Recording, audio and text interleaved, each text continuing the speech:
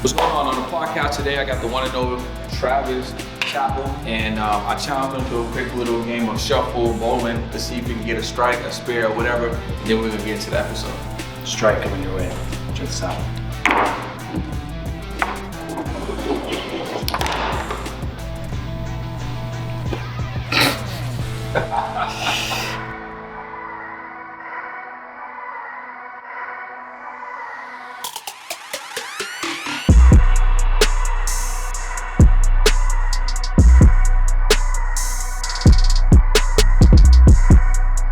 What's up, y'all? Welcome to another episode of the On the Pursuit podcast. We interview 6, 7, 8-figure earners, right?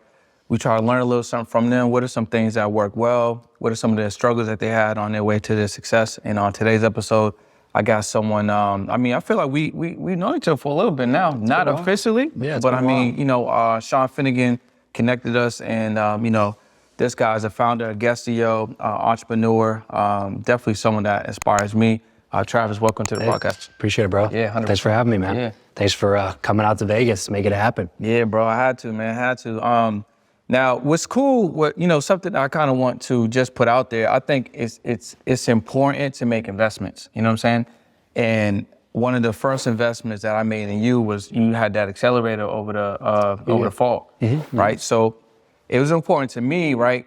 Because when there's someone that maybe inspires you or has access to some information that that you want to learn, or maybe you just want to be in proximity, paying to get that access, or paying for a program, or paying for, let's say, even a mentorship is worth that investment, right? Absolutely. Planting that seed, one can say that was along the trajectory of having us here. Oh, absolutely. For sure. And I would make that investment anytime. So let's just start there. Like, what are some of the investments that you made to kind of help with your personal development and help grow your business? Yeah, I love this conversation, dude, because it's one that needs to happen.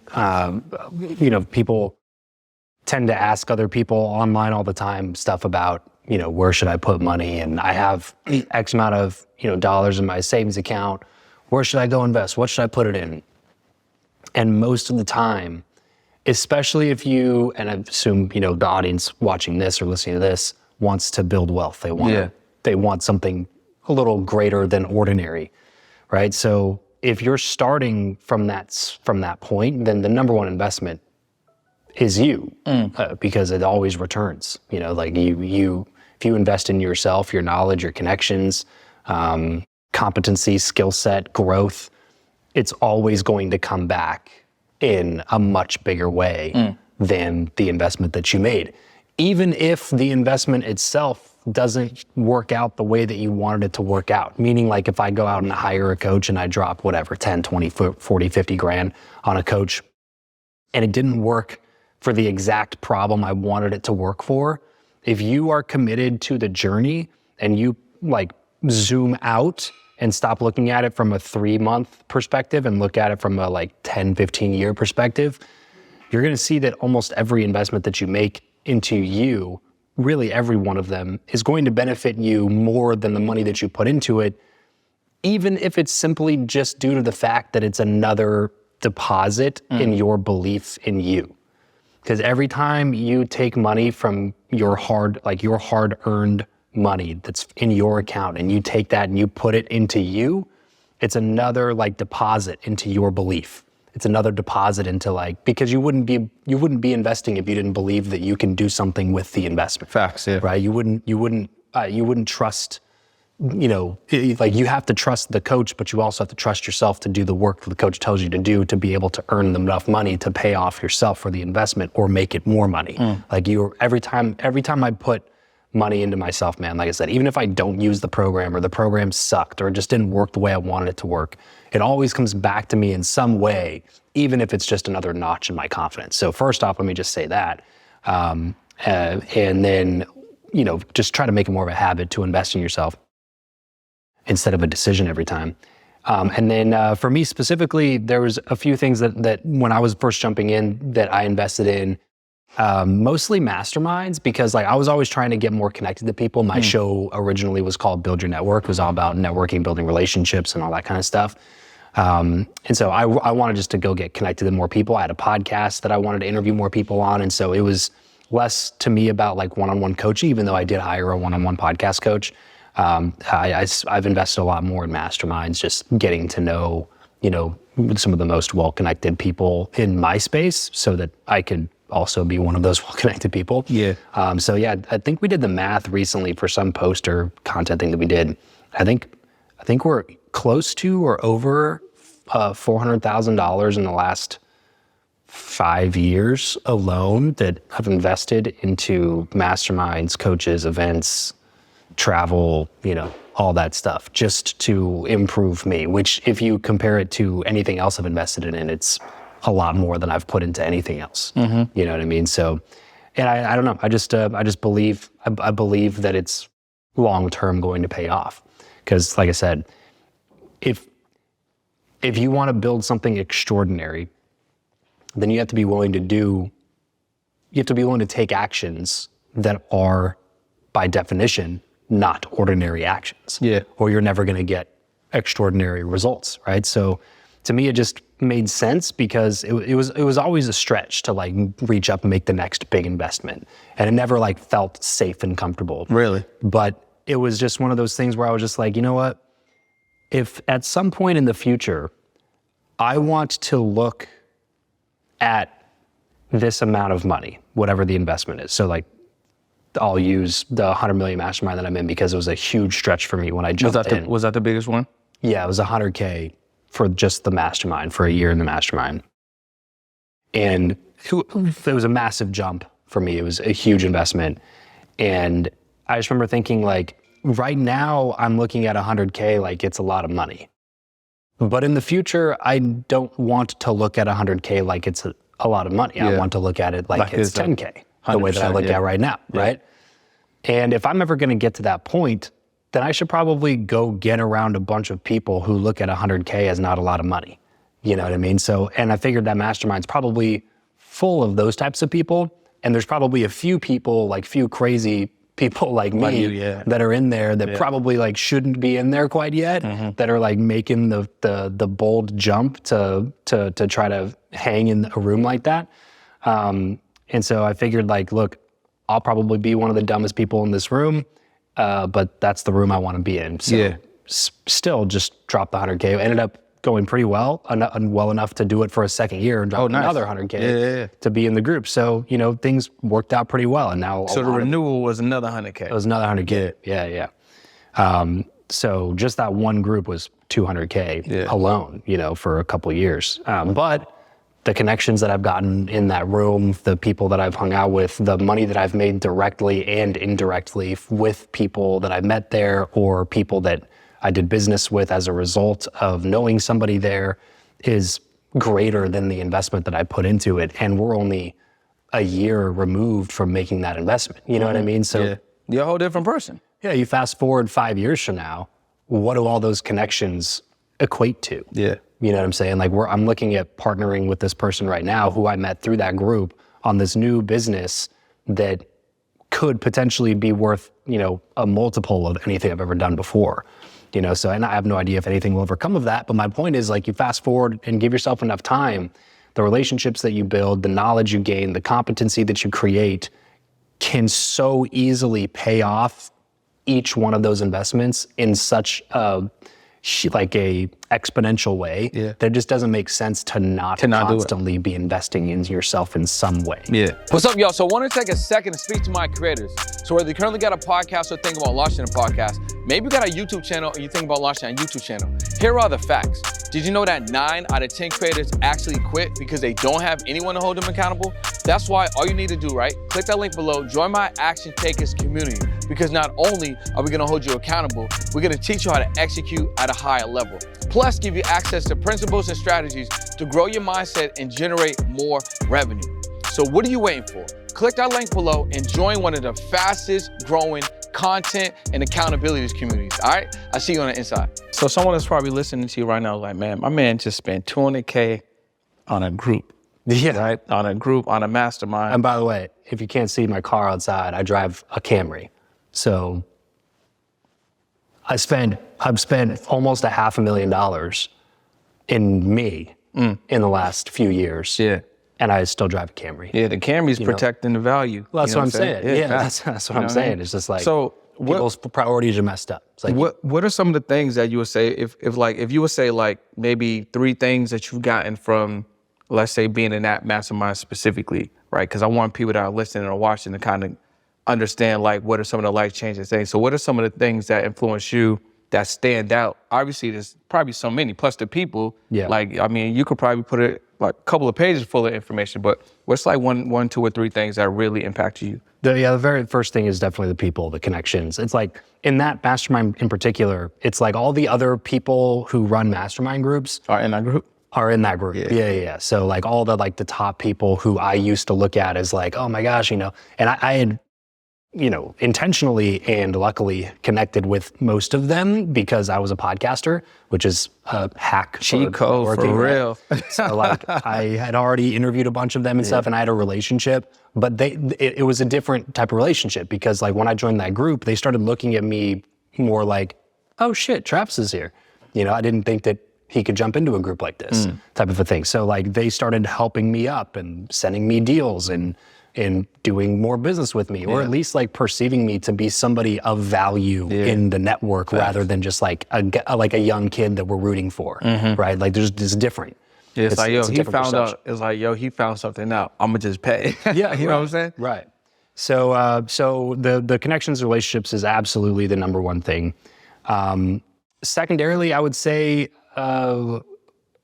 it really puts my problems into perspective and makes me think much bigger and than I tend to think, which I already feel like I tend to think bigger than most people. But when you get into a room like that, you can't help but have your mind stretched. You know, like I was sitting there thinking I was doing, you know, pretty good. I think I had like a $200,000 month that month, and I was sitting around this table and we're all talking about, like, we're in one of those little breakout session rooms, you know what I mean? And I was talking about, you know, a problem that we were coming up against, and like I said, feeling pretty good that we were like, you know, 200K a month, that's not bad. Yeah. You know? Oh, great. And this guy next to me, it's his turn. He goes, yeah, we're doing, you know, we did 32 million last year, and we're really trying to push for 40 million this year. And so he's talking about like how they're acquiring like 2,000 customers a day, and they have this much money they're spending in ads, and this much money they have these, you know, 36 employees that are doing this thing over here, and like all these other problems. And I was just like, okay, well, you know, there goes my 200K. Like, you know, I was patting myself on the back still, and then I just turned into one of those awkward head scratches. You know what I mean? So this guy's talking about his $40 million business. Guy next to him goes, and they're like, yeah, we're running into this plateau because we hit $200 million last year, and we're really trying to grow to become like the big, you know, monolith in this space and get to that $1 billion mark. And I was like, okay, what am I doing here? You got the right table, man. You got the right table for sure. So like, it was just one of those moments where I was just like, my problems are teeny tiny. Stop whining about it. Do something about it. Figure it out. Move forward, just like everybody else in this room did. Yeah. You know what I mean? And then again, coming back to the relationships piece, is that it's cool that night while we're hanging out at the bar or the club or whatever, like I get to talk to those people, and you know, now a lot of them are good friends of mine. And the cool thing too is that I've created a unique value proposition for myself in the space because I have a skill set that is complementary to a lot of their skill sets, because none of them have dove into like personal branding, podcasting, creating content and stuff as much as I have in the last 5 years. So even though I make significantly less money than a lot of the other people in the group and in that room, I still have a lot of external value to provide because of the 100%. connections that I built through the podcast, the knowledge and everything that I've created in this space that still comes in, and they go like, I don't understand anything about what you do. Can you help us, you know, do this? So yeah, it was a huge lesson in, first of all, again, the importance of connections, but also, yeah, making myself just think bigger, dream bigger, allow myself to stretch my mind and where I'm headed, and then also get help from those people to, you know, move along in that direction. So you said the people, obviously being able to stretch, and what was the last thing? I didn't give 3. That was two were off the top of my head. I would say if I'm going to go with a third thing, I would say Anything you something didn't expect. I mean, there's a few things that I didn't expect, but I would say one of the things that I've really taken away that was more impactful was really about your market, like picking your market better, and this like a little bit more tactical on the business side. But everybody in the room that's doing tens of millions or hundreds of millions of dollars is in a much like bigger market than I'm in, which isn't necessarily like a bad thing at the moment, because I feel like, cutting my teeth and grinding through some stuff and learning some things. But it definitely taught me more about like, how do I want to structure my life and where do I want to be in 10 years from now? Because if you spend 30 years trying to solve $1 million problem and you solve it, it's like, did you really win? You could have spent 5 years trying to solve a $500 million problem, and if you solve that, you know what I mean? Like, it got me thinking a little bit more about like, how can I learn these business tactics that I can take and apply to a broader, bigger, higher potential business and make it a little bit easier on myself. So there's a few things. What do you think the importance of like moving faster when you're actually applying some information? So obviously, like you're in the groups, you're learning from people, you're in proximity, right? You're picking up stuff intentionally, maybe externally, but then obviously, on your own personal development, your own journey in your business, right? What is the importance of like moving fast and that fast application when you're working towards success? It's a big dichotomy, because I think both, like, you have to have urgency, but you also have to have patience. So, people who tend to be competitive, I'm a pretty competitive person, you tend to want to move really, really fast. But if you allow yourself to get into that mindset, then you're going to probably be really disappointed with your results. If that is your mindset when it comes to the speed part. However, you can't have so much patience that you just never do anything. Because that's the other side of the same coin, because I would say more people are in that boat where they over prepare. They read 48 books on a topic before they actually go try to do something with that topic, and I think that's detrimental. I think, success loves speed. So, money loves momentum is what I used to tell people when I was selling a bunch. Success loves speed, money loves momentum. So the more you can do in a shorter period of time, everything picks up better at that point. If you have that baseline, which is why I led with this answer, if you have the baseline understanding that it's going to take a long time, now you can get to work really, really fast, because you can do way more reps in a shorter period of time, which helps you learn faster and compress the learning curve. But at the same time, even if you master, quote unquote, master to a certain level of competency, the skill set of selling, like, that's not going to take you 3 months. It's going to take you a lot longer than 3 months. Yeah. And then once you have that one down, that's not the only thing that it takes to run a successful business or scale to the level that you're talking about. You want to scale past 8 figures, you don't just need to learn how to sell. Like, you have to learn how to recruit people, manage teams. You have to learn how to build systems. You have to learn, how to market. You have to learn finance. You have to learn operations. There's like 6, 7 different arms of having a successful business. That's only one of them. And that skill set by itself is going to take a long time to learn. So like, if you don't have any urgency, if you don't have any speed, and you're putting in a lower level of reps, you're just going to lose to the people that are putting in more reps. It's just a fact, it's just how it works. If you're only, even if it comes to podcasting, if you're only doing 1 interview a week, then like that's still 50 interviews a year. That's still pretty good.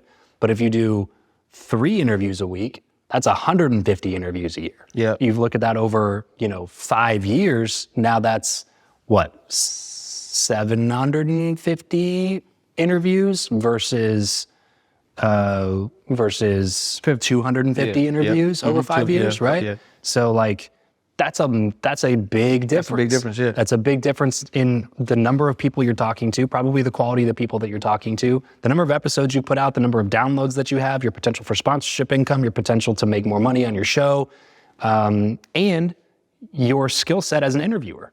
your skill set as an interviewer is going to increase dramatically if you do 3 interviews a week rather than 1 interview a week, not just because of the volume, but because of the compressed time in between the time that you're working on the skill set. So like if you're doing 4 interviews a month, you can knock them all out in an afternoon. If you're doing 12 interviews a month, you might have to do it multiple times a month. So there's more opportunities to learn how to do it better the more often that you're doing it. It just makes sense. And so if you're doing sales, and you're doing whatever, 30 outbound calls a day versus 200 outbound calls a day, you're just not going to be as good as fast. So you have to move with speed, and you have to put in more reps in a compressed period of time if you want better results faster. However, if you do those things and then expect that everything's going to come in and flood in terms of like the results just like that, it's probably not going to work that way because it's a long game. And I love what Gary Vee always says, which is everybody overestimates what they can do in 1 year and underestimates what they can do in 10 years. And that's kind of the thing, is that's why I asked you at the beginning who your audience was, because if you're listening to this or watching this and it's your goal to create extraordinary results in life, something bigger and better, like you want to create real wealth for you and for your family, then it's a commitment. It's a lifelong commitment. Don't just think like, I'm going to jump in this game for 3 or 4 years, and then if it doesn't work out, I'm going to go get a job. Yeah. Because you're just going to get a job. You're going to have a job. It might not even be in 3 or 4 years. You might just go through the pain of your first employee quitting when you're 7 months in and just be like, fuck it, going back to CBS or whatever.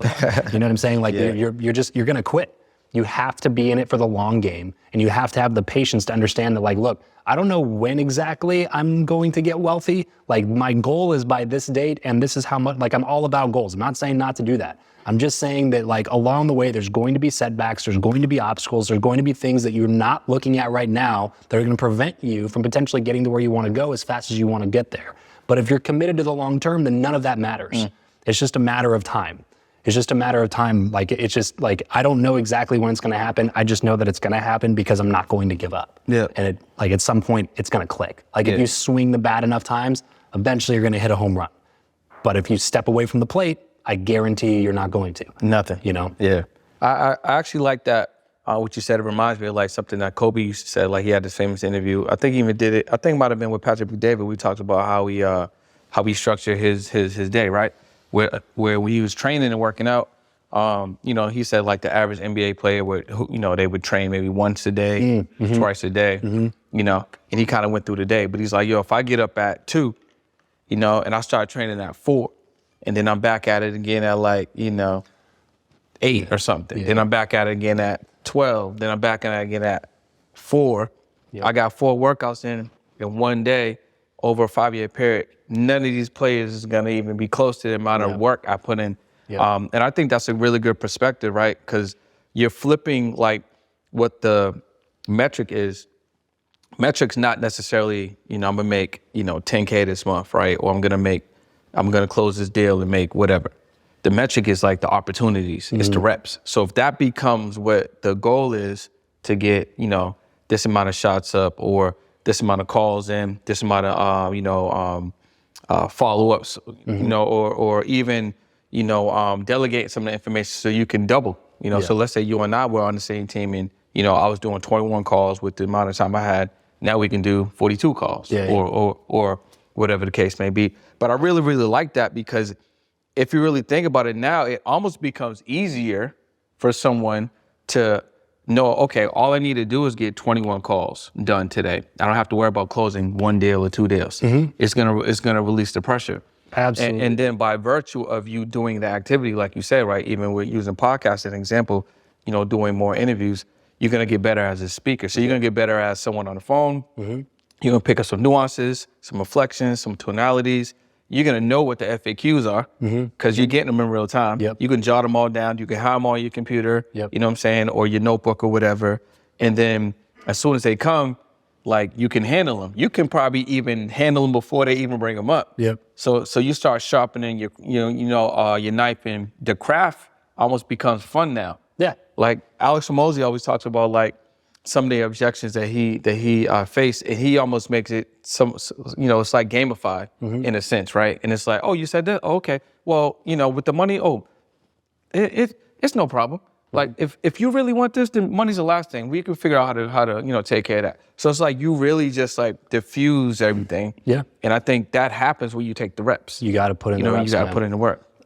Jim, I don't know if you ever listened to any Jim Rohn trainings, but like some of his stuff is just, it's so golden because it's timeless. Yeah, it's timeless. Yeah. It's, it never stops being relevant.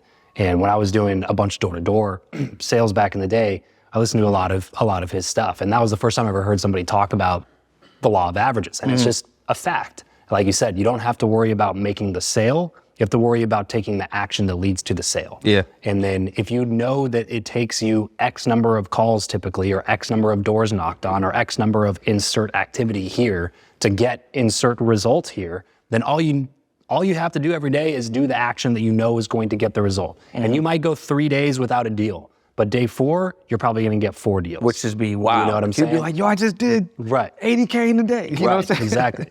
Exactly. It's just a lot of people won't stick through the pain. Yeah. Those painful days when you do walk away with a goose egg, even though you did knock doors for 6 hours, or you did do 200 dials and you didn't get anything out of it, and you walk away feeling dejected. And it's just, a lot of people can't deal with that. You know what I mean? But you got to come in the next day with the same enthusiasm you had the day before and do it again. And if you walk away with a goose egg again, you got to come in the next day and you got to do it again. Yeah. And then now, like, until you make, like, once you've done your first like 10 deals, now you have a number. You know that I did X number of calls to have X number of conversations to sell X number of deals. Well, then all you have to do is put in the action to reverse engineer what does it take to get me to get one deal? And then what I used to train my sales reps to do when we were on doors is just like every door, just count how much money you made at that door. So instead of saying like, oh, I closed a deal, I made $1,000 or whatever, it's, oh, I knocked on a door, I made $24 on that door, because you know your averages, right? So like, So you always winning. Yeah, you know, like even when you're losing, you're winning because you know, like every door you knock on, like $24. $24. It was a no answer. If they take it, it's a bonus. Yeah, it's like, a no-show. I made $24 because I know at the end of the day, if I look at my past month, the law of averages is going to be true to some extent, plus or minus maybe a couple percentage, a couple points. Like it's not going to be that crazy. And then, as you said, you're going to get better and better and better over time. And then those numbers start looking a lot better. And all of a sudden, it doesn't take you 100 doors to get a deal. It takes you 12 doors to get a deal. You know what I mean? There's a lot of pain that happens in that in between, and a lot of people can't stand the pain. But yeah, the law of averages thing, man. If you never listened to Jim Rohn, if you're listening to this right now, you should. I think some of them are just like on Spotify and Apple Music and just YouTube like free. Yeah, facts. Yeah, just go check out some of Jim Rohn's stuff, because that stuff is, like I said, it is timeless and it's very good. What's up, y'all? It's Brendan Boyd, speaker, productivity coach, and host of the On the Pursuit podcast. And I want to talk to you all about my brand new book, The 8 Secrets to Success Playbook. Now, this playbook is jam-packed with all sorts of value. So if you're a coach or a consultant or an expert and you're looking to 5X or even 10X your business, you definitely want to grab a copy of this playbook. I'm talking about conversions, lead generation, high ticket offer, continuity offer, the power of speaking, the power of making a book for yourself, promoting, advertising. Is all in this playbook. So you definitely want to make sure that you grab a copy. Click the link below, get a copy of your playbook, and I'll see you on the other side. So the version of you that's sitting with me right now, confident, focused, business person, entrepreneur, you're dialed in on the stuff you're doing. How long did it take you to evolve to this person? Like, was it a pivotal moment where you was like, all right, I'm going all in? Was it, because you mentioned you used to, knock doors. So like, what was it, in your past, or was it a moment where you was like, okay, cool, I'm locking in, I'm focusing, I'm pivoting to this, to this direction? What did that look like for you? The confidence, I think came with just putting in the reps again. Confidence is such a huge key to anybody that's successful. Like you have to have confidence, especially if you're doing anything that's like somewhat high ticket. You can't give off a spirit of, being really timid. You gotta be confident that you can deliver for people, or at least do what you say you're gonna do. And so I try to work hard on building my confidence, and a couple of ways to do that is, number one is actually have the results, like put in the work and have the reps. And like I knew getting into the online world that my sales ability would save me from a lot of stupid mistakes and errors, because I knew that I had sharpened the ability to sell from 5 years of 100% commission door-to-door sales. So when I jumped in the online world, it was frankly much easier to sell, because I had people that were on the phone that were actually interested in what I had to buy already, versus like knocking the door, just a random person's house. So it was actually much easier for me at that time. But I had that confidence coming into it because I knocked on thousands of doors. And you can't replace the confidence that you get from having competence in that arena. The second way that I build confidence, and probably the most effective way to build confidence, is just keeping the promises you make to yourself. Like, you have to have an impeccable word, and that starts with you. Because if you don't trust yourself to do the things that you say that you're gonna do, then that lack of confidence in you will bleed into other people, and they'll sense that you don't even trust you, and they'll pick up on that, and then they won't trust you. So you got to keep the promises you make to yourself, and then you got to just put in the reps and have enough competence in that area. So I think once you start kind of like putting notches in the confidence belt, or putting deposits in the confidence bank account, it's kind of a snowball effect that keeps rolling. Because even when I was moving into podcasting, it had nothing to do with door-to-door sales or any of the stuff that I was doing at the time. It was still like, when I came into the world, I knew that I had also done this in 2 or 3 other different things, and I learned how to do those things, and I knew that if I put in the work, I was going to be able to learn how to do this too. It wasn't like there's nothing magical or mystical about any of the stuff that exists in the world right now in terms of what you can do. It's just a matter of, are you willing to put in the work to be able to make it happen? If the answer to that's yes, then you go ahead and you can make it happen. If the answer to that's no, then there's probably going to be something along the way that's going to, like we said earlier, if you're not fully committed from the beginning, something along the way is going to get you off track. Ed Milet always asks people, is your will to win for sale? And I like the way that he says that. Is your will to win for sale? Yeah, it's essentially like, how committed are you? Because if your will to win is literally not for sale, then that means that there is absolutely nothing, barring anything unethical, like immoral, just illegal or whatever. There's absolutely nothing that you won't do in order to achieve the goal. So when the pain happens, you're just going to keep going. When a personal life issue pops up that you weren't expecting, a loved one passes, or a relationship ends, a divorce happens, there's a lot of difficulty that happens in life. And if your will to win is for sale, then you will give up when the going gets tough, when you're on that road. So if your will to win is not for sale, then regardless of all the stuff that's happening, you will still find a way to make it happen. Yeah, I like that a lot. So you have to decide if what you are pursuing is a worthy enough pursuit to not have your will to win to be for sale, which is why I'm in entrepreneurship, because for me personally, I don't think I'd ever be able to get behind somebody else's dream enough to push myself to not ever have to quit, or not, sell my will to win.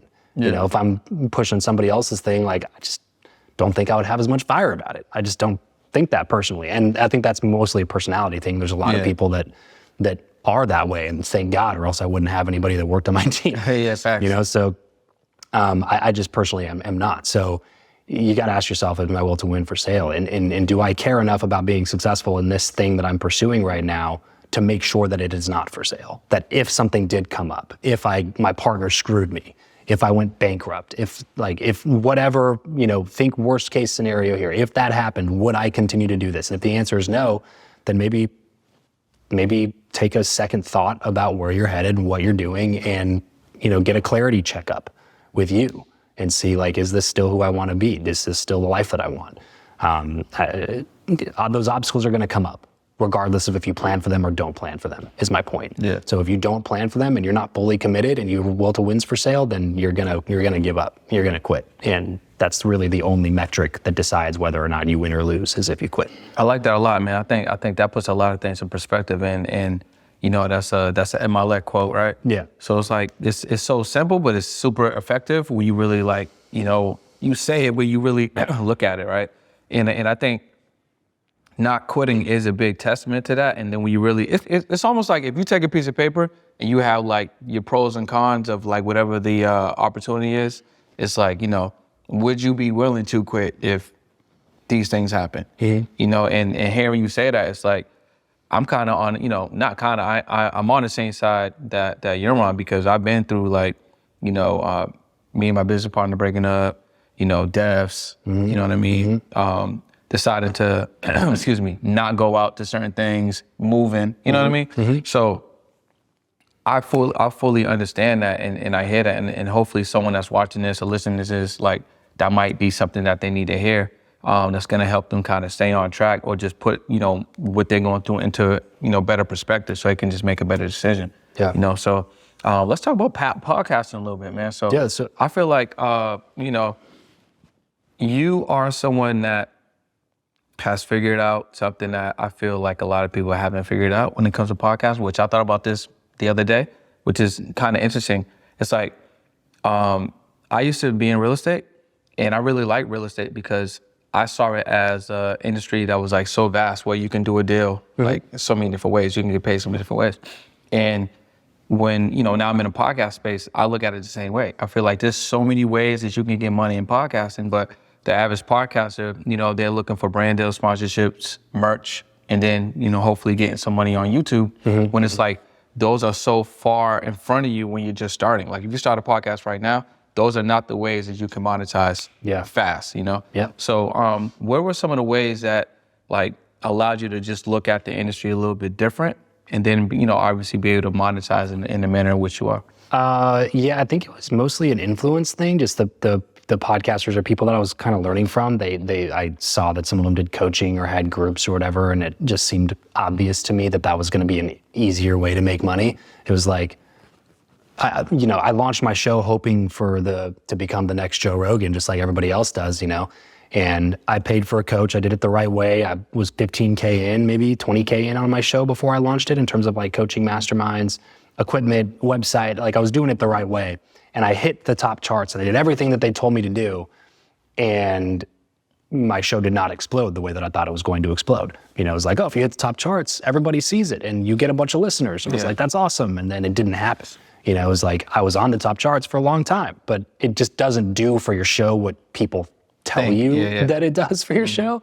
Or what, you know, or really it's that it used to be that way. It was that when there was such a small number of podcasts out there, you know, Apple was still kind of the hub, and people would discover a lot on the top charts, and it used to work. But this was like before I started a show, and I started my show in 2017. So this was like 2012, 2013 when that was working. And so the people that were teaching me what worked in 2012, 2013 and didn't work in 2017. Makes sense, yeah. And so when I got to that point, it was one of those setbacks where it was like, okay, well, do I want to keep doing this then? Because I did everything that they told me to do, and I got the result that they told me to get, which should have catapulted me to this level where I could start getting sponsorships, and it didn't. So now it's like I'm getting 300, 400, like literally probably 300 downloads an episode, when I thought I was going to be getting 5,000 downloads an episode if I did this thing and hit the top charts and did all the stuff I was supposed to, and none of that happened. So it was like a re-engagement of, again, my commitment. It was a question mark of like, okay, am I really committed to this thing? Because if not, if I am, now I have to figure out a completely brand new way of operating this that I did not think I was going to have to do. And turns out I was committed to figuring it out. I liked the idea of podcasting, and I wanted to continue doing it. So I was just like, I committed to 2 years when I started. So when I launched, I was like, 2 years, 3 episodes a week. If nothing happens after that, then maybe like after 2 years, I'll give it a second thought and see if it's something that I should revisit. But obviously a bunch of stuff happened after 2 years of doing it. But most of it came in like the last 6 months of those 2 years. So I was on edge for like 18 months, you know what I mean? But yeah, it was mainly just like the people that I was around were doing it that way. So I kind of looked at what they were doing, and I kind of fully engaged in to go from 0 to 6 figures with my podcast was kind of like fully engaged in the ask method, where it was very much build a tight-knit, small community of listeners. Again, I was 200 to 300 downloads an episode. Solve a big problem for them, which for me was networking. How do you get around good people? And then get on the phone, ask them what their problems are, right? Which is how I found out what the problems were. And then I built something that helped them solve that problem, which was my first version of a mastermind that I ever sold. So it was a very simple, to me, formula, build a small engaged audience. At the time, bro, I was doing free one-on-one phone calls with anybody that would jump on a phone call with me. So I had calls to action, calls to action in my intro, my outro, my show. That's a lot of calls. And I would do. I'm assuming. Yeah, well, at the beginning, it wasn't many at all because nobody was fucking listening to my show. But when it started picking up, 200, 300, so I was getting, when you have 200, 300 downloads an episode, you're probably getting legitimately like 24 people listening to an episode. You know what I mean? So but a few of those people started picking up on it, and calls to action, beginning and end. And my call to action was, if you want to jump on a call with me, go to my Facebook group. And so my Facebook group would collect their email, and then in the welcome post in the Facebook group was my Calendly link, so they could just schedule a call. So I probably did 100+ free 15-minute, 20-minute phone calls with people, and I would ask them, first of all, just get to know them, just so I'd first, where are you from, type of a thing, let them talk for a few minutes, get to know them a little bit more. At the very end of the call, I would say, before I let you go, 2 questions for you. Number one, what's a problem that you're currently facing when it comes to X? What's your topic? For me, it was networking, relationship building. What's the problem that you're currently facing when it comes to building good quality relationships? And then lastly, what's something that you would change about the show? Is there more or less content I should be doing about X, Y, Z? So I asked those questions on every call, and I kept track of all of the responses to those questions. And then the connection, the biggest problem people were facing when it came to networking was like having a place to meet like-minded people. So that's where I came up with my first mastermind idea. I think I sold 7 spots for like $1,000 a piece. $7K? For a 3-month mastermind or something. $7K off the podcast in the beginning? $7K That's a good with number, man. 200 listeners an episode or something, in a Facebook group. And I spent every dime that I made on that group back into the group. So like there was $1,000 for the 3 months, and I bought $800 event tickets for everybody in the group to go to 10X GrowthCon with me in Vegas. But they all came out to Vegas. We hung out at my house. I brought in a speaker to our small group mastermind. We went to the event. We got to know each other. We hung out. We drank. We built actual real relationships. And I still have a lot of relationships with people in that very first mastermind that I ever did. And I invested heavily back into the group. And then I launched the second version of the group, and then all of a sudden it was $500 a month for 6 months. Now it was $3,000 instead of $1,000. And I was actually making a little bit of money on it. And that was the first time that somebody asked me about podcast coaching. And really where I started realizing that was going to be the majority of what my income was going to come from, because people were just willing to pay more for it. So, the first podcast coaching client I ever took on was $1,500 for 8 weeks. So people were willing to pay more for the podcast coaching at the time than just the mastermind. That's kind of what you was picking up on. Correct. Yeah. More like it was going to be more for me because it didn't cost me as much money. All it cost me was my time to jump on the calls. So I did the coaching calls, 8 weeks of coaching, $1,500. And within a year of bringing my first client on in that coaching, I was doing 12 weeks for $15,000 of one-on-one podcast coaching. And then I was running masterminds. And then I sold my first mastermind for $12K instead of, $1,000 or $3,000. It was 6 months, $12K. I sold it from stage at an event that I filled. So I paid $40,000, put on this big event for 100 people, brought in some great speakers, sold the mastermind from stage. And that was the first time I ever did, I think I did $200K that weekend. Yeah. And I was like, in 2 days. Oh shit. This is real. And this all stemmed from a teeny tiny 200 download an episode podcast. So people say, podcasts don't make money. It's just no, your podcast doesn't make money. Facts. You know what I mean? Let's talk about some ways that maybe you're not thinking about where it could be making some money. That's why I said it's so vast. The way that you think about it, in some of the ways that you just showed right now, a lot of podcasters not even thinking that. I've had so many calls with podcasters, and they all, again, it's always brand deal sponsorships. I want to do some merch, and I'm gonna get this money from Google AdSense, obviously YouTube and stuff like that. But you're talking about Patreon or something. Patreon, right? You're talking about speaking from the stage. You're talking about masterminds. You're talking about coaching. You're talking about investing back into that group, and then you're also talking about converting on a back end, and you're making it easier for people to get in. You're not saying, hey, it's a one pay $15K, it's a one pay $3K, it's one pay $1,500. You're like, okay, no, we're gonna break it up over 6 months, 12 weeks, whatever the case is. to get you in there because I want to provide you with the value. And I know, once I do that, it's going to allow, you to do more and then just grow because that's where it's going to spread. Yeah. I mean, that's amazing that you're able to look at it from that lens. And obviously people that are listening and watching, like, hope you're picking up on that nuance, right? Small podcast, create an event, fill the event, hire some people to speak at the event, then you Or present actually, your offer. better hack is I didn't pay a dime in speakers fees Oh, amazing. because every speaker that spoke, I had on my podcast. So we already had a relationship. Awesome. So I was able to build a $100,000 speaker lineup for $0 because I built relationships with them because I had a podcast. And that's the podcast. The podcast play when it comes to building relationships is crazy. It's the And Trojan horse, bro. 100%.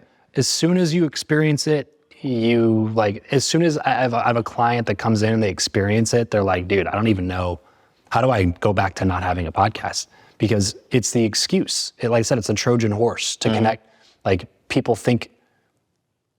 don't think of it in that way. Yeah, they all. don't think of it as a connection tool. That's why it blows my mind when people have these solo podcasts. Yeah. It's like, if you have a solo podcast, you better be like Rob Dial. Like Rob Dial has a solo podcast, but he gets, I don't know, he's probably gotten like 200 million downloads on his show. Or like Omar Zenhom, my buddy, does a $100 NBA show. He's gotten 200 plus million downloads on his show. Like, those are solo shows. They release daily. They're a little bit different. Like, you better have a show that's doing that if you're not going to be interviewing people. Because I just think that you're leaving out so many benefits of podcasting. And a relationship capital is crazy. That's what I'm saying. Yeah, That's what I'm saying. I met my first millionaires because I had a podcast. Absolutely. Yeah. I didn't know I knew 0 millionaires growing up. Yeah, same. And I started a podcast, and then it was all of a sudden like, I'm talking to Tillman Fertitta. Yeah. He's worth like $7 billion. He owns the Houston Rockets. I'm talking to Jeff Hoffman, who's the co-founder of Priceline.com, sold it for like $3 billion, and then went shopping for an NFL team. It's just like, how is this happening right now? How am I having these conversations? And a couple of those people, they reached out to me to interview them because they were promoting a book, and those were the moments where it was just like, just because I have a podcast. And frankly, a lot of them at the time were just like, my podcast was not that big. Yeah. It was just that I was a good quality host. I asked thoughtful questions. I prepared. I did my job well. I was a professional. Yeah. And that was few and far between. So they hit me up and wanted me to do interviews with their people. I didn't have a Lewis Howes size audience. It was just I had a good podcast that did a good job, and I was strong host that gave a shit about my content and my audience. Yeah. You know what I mean? And it led to all of these different opportunities. Yeah. And now, being able to have conversations with my childhood heroes and stuff like that, it's cool stuff. Some of it you can't measure in dollars. It's just like I'm happy and proud of the fact that is something that happened in my life, and sometimes that's enough.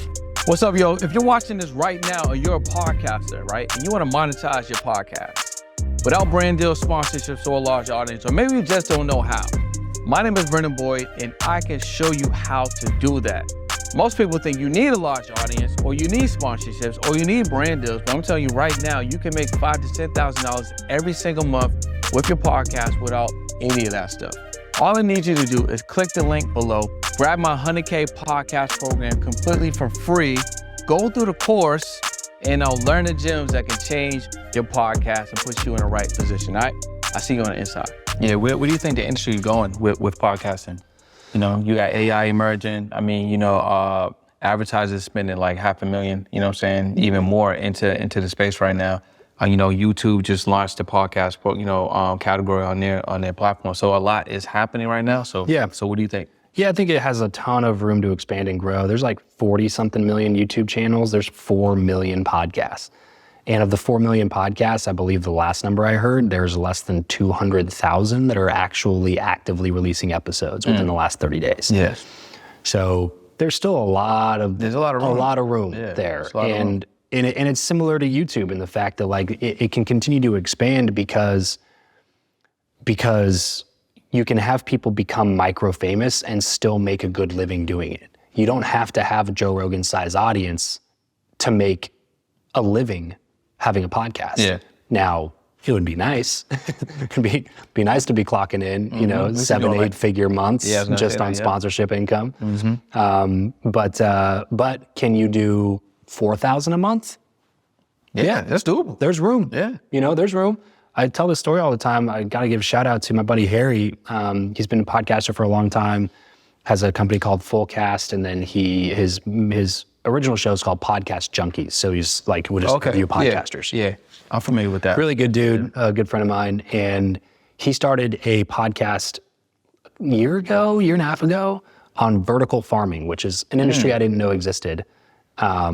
But apparently there's an entire industry about how to vertical farm. So, because you got to build this whole ecosystem and you got to get... Is that indoors? Enough. I assume. Okay.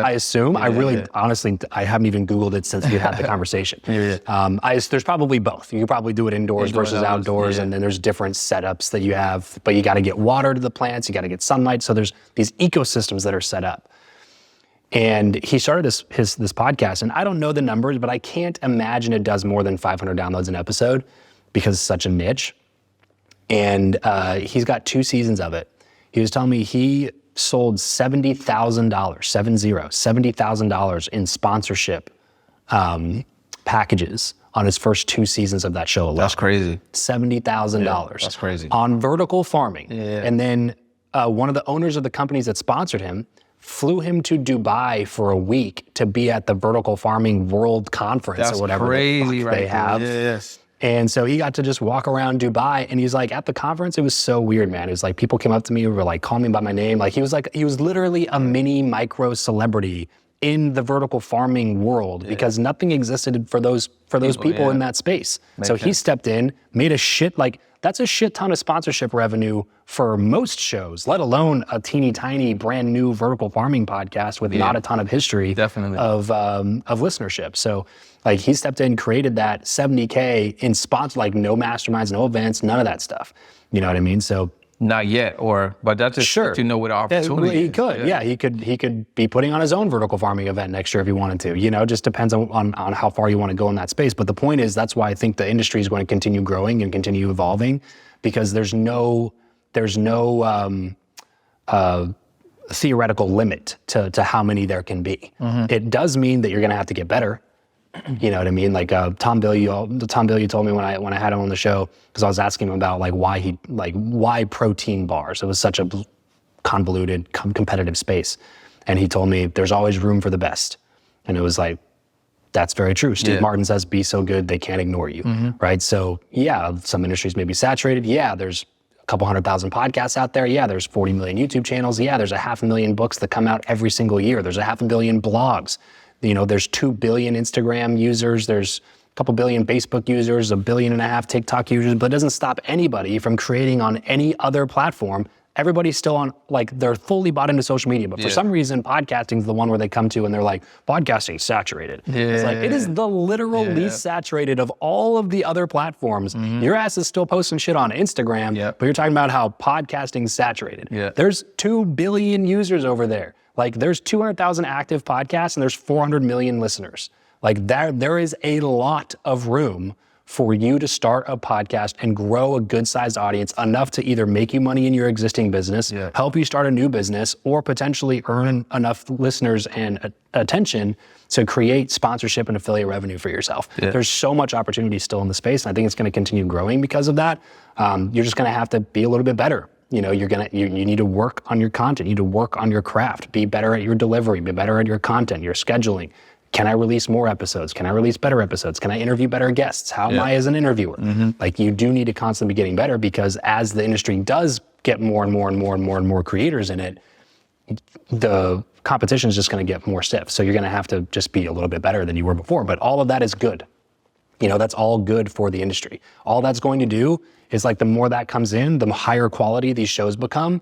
What does that do to the listener base? Starts expanding the listener base, where there's not 400 million people listening to podcasts in 10 years from now. There's 1.5 billion people listening to podcasts in 10 years from now. Is that a good thing for the podcasting industry overall? Absolutely it is. You know what I mean? It's just like, are you going to be good enough to be able to capture a little bit of that growth? You know what I mean? So the industry itself has a projected CAGR, which is a compound annual growth rate of like 9%. So it's expected by like 2028 to go from like 10 billion in ad dollars to $100 billion in industry size, excuse me, not just ad dollars, in industry size. So The industry is exponentially growing still. I think it's a very interesting space because, especially with YouTube, highlighting podcasts now and now having specific like podcasting feeds and podcast descriptions. They're already the number one podcast platform in the world. If you look at audio only, it's Spotify. But if you look at just total consumption hours, it's YouTube. Yeah, so wait till they get that RSS feed. I know they're gonna get that on there. We'll see. We'll see what they do with it. But just the fact that they're giving that much attention to it that means they're paying attention. It's a good thing. Yeah. You know what I mean? So I think it's going to continue to get bigger and bigger. You're seeing a lot of like YouTubers that are starting podcasts now. People who've been historically 6-7 years just being a YouTube creator, doing their 8 to 12 minute little videos on finance or whatever that are now like, ooh, I wonder if I could start a podcast. And then they're starting podcasts, and they're loving that mode. From the people I've talked to, they're loving that medium better than they're liking sitting at home with their camera on, like talking to a camera. Because it's fun, it's engaging. Like the conversation we're having is like I'll pop over. It took me 15, 20 minutes to drive over here, but like this is a cool break in my day because I liked sitting here and having fun, interesting conversations with interesting people. And it doesn't feel like a drag. It doesn't feel like a thing I have to check off my to-do list and be like, oh, gotta do a podcast interview today. That sucks, talking to cool people. You know what I mean? Like it's a fun thing. So I think it's gonna continue expanding. I think as the not to be rude or gruesome here, but as the older generation kind of moves off the scene in terms of like in terms of being the main consumers, which millennials already are the main consumers, but as that happens more, like radio is going to continue dying, getting worse and worse and further down as a priority, and podcast is going to continue coming up and taking more of that market share. And then the very last thing, and the last thing I'll say about it, because I could ramble on this for hours, the last thing that I'll say is the most interesting thing to me about podcasting specifically compared to every other content platform is that it's the only one that still stands as the true long form consumption medium. Yeah, I agree with that. Every other platform, including YouTube, is optimizing for short form consumption because TikTok blew everybody's minds when they grew like crazy a few years ago on just the 30-second, I think it was 30 seconds at the time, videos. It might have been like 15. It was short. It was short. It was really short. Yeah. So that vertical video, the swiping dopamine hit thing, like now you got TikTok and now you have Instagram and Facebook with Pinterest Reels, and you have Pinterest vertical video, you have YouTube Shorts. Like everybody's optimizing for short form vertical video content because that's what's working. Yeah. Podcasting is like the last area where somebody's going to hit play on a 2-hour episode and listen to 75% of it. Yeah, facts. How long is it going to take for somebody in your Instagram audience to consume you for that long? Yeah.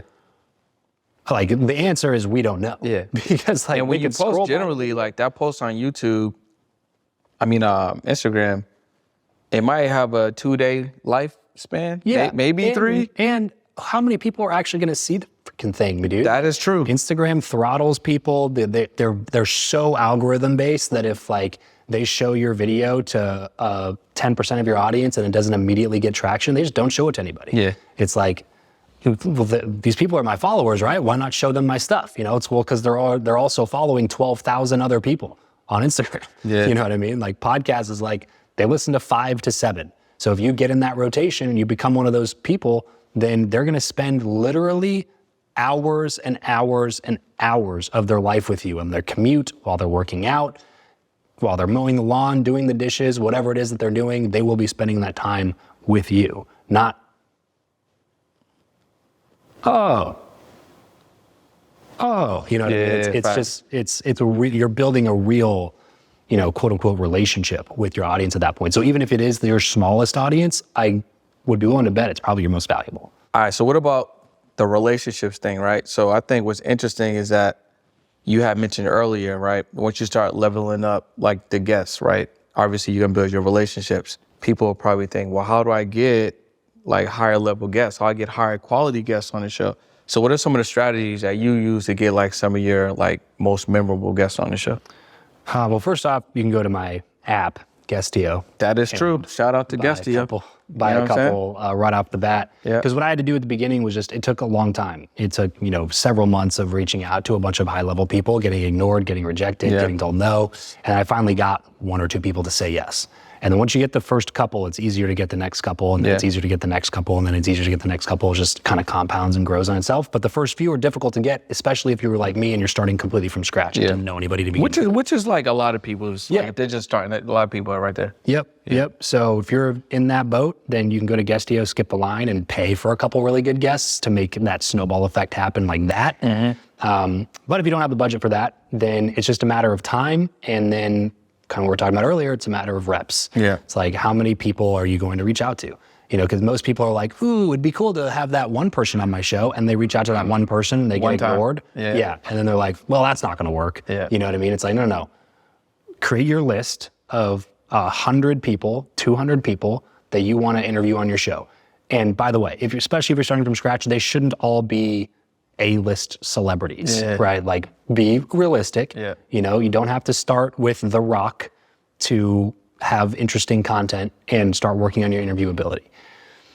Start, my point is, like, when we coach people on like the Dream 100, we're like, have segmented lists. Like, this is your dream list. Like, put as many A-listers on there, stretch your mind, believe it's possible, put Barack Obama and Shaq, and put anybody else you want to put on that list. This is your dream list. Then have another list where it's like, this is my, B-lister list. I was gonna say, it's a B-list. These are like my industry celebrities, which for us would be in the business world, would be, the Grant Cardones and people like that. Still difficult to get, but they're not too high. And then you have another list where it's like, I know these people will say yes. Like, this is my, like, a lot of the first guests on my show was like, oh, this is my buddy that's in network marketing. You know what I mean? This is my friend that runs a 6-figure business. This is my friend, you know what I mean? Like, I knew a couple people doing 6 figures, at the time. Like, if you post on Facebook, you'll probably get a couple people like that. There's plenty of those on Guestio for like $5. So there's no excuse not to start with that. You don't have to start with a $2,000 guest on Guestio, but there's plenty of people for $5, $10 that are running 6-figure businesses that can speak intelligently about blah, blah, blah, blah, blah. So, start with that. And then once you start getting people on, ask them for intros to other people that would be interesting. Yeah, that's a cheat code. And then continue reaching out to the people that are on your hard to get and impossible to get lists, because one of these days, one of them's going to say yes. And like I said, all you need is one. Once you get like that anchor guest, like once I got Shaq on my show, it made it significantly easier for anybody less famous than Shaq to say yes to come on my show. It doesn't mean it's a guaranteed yes, but it makes it significantly easier because it's an immediately recognizable name that everybody knows in the world. They're like, oh yeah, Shaq on? Okay. Right, exactly. Even if they're a famous business person, they're not Shaq. You know what I mean? Like, they're still, like, Grant Cardone's really, really well known at this point. He's actually, to me, like, transcended the business world and has become actually, like, pretty famous. Like him and Gary Vee, there's a couple people that have become, like, they're not just famous entrepreneurs, they're famous people. Jay Shetty, there's a couple people that have done that effectively, but they're still not Shaq. Like my grandma knows Shaq. Your little cousin knows Shaq. Everybody knows who the guy is, no matter where you are, where you're from, what sport you liked or played, or if you didn't do it at all, you know who the guy is. So he became like that kind of anchor guest. And so you always still want to be reaching out to people. Use Instagram DMs, use Twitter DMs, use Twitter feed, LinkedIn, cold email, use whatever's at your disposal, and go to events, try to meet people in person, shake their hand, look them in the eye. Like, you got to go meet people and put yourself in a position to succeed. Was there any one guest that you got in a very creative way that wasn't just any of the messages you just mentioned? Anything that was just like, I'm gonna reach out to this dude and have that connected over it. You know what I mean? Was anything kind of just Grant was kind of that way. It was an Instagram DM that eventually got him on, but the first time I reached out, he ignored it. And then the second time I reached out was like 8 months later. And what I had done was I had gotten like 9 other people on my show that I knew he knew that were speaking at his event. And so it was like, when I reached out the second time, it was like, hey, I've already had your wife. I had Elena on. It was like, I had Elena, I had Bradley, I had Ed Milet, I had Lori Harder, I had Carrie Kasem, I had all of these people that I knew were speaking at his event. And so when I reached out, I told him, I'm going to be in Miami next week. Can we get this done, basically? And he was like, come see us, and sent me his assistant's, number to set it up. Yeah.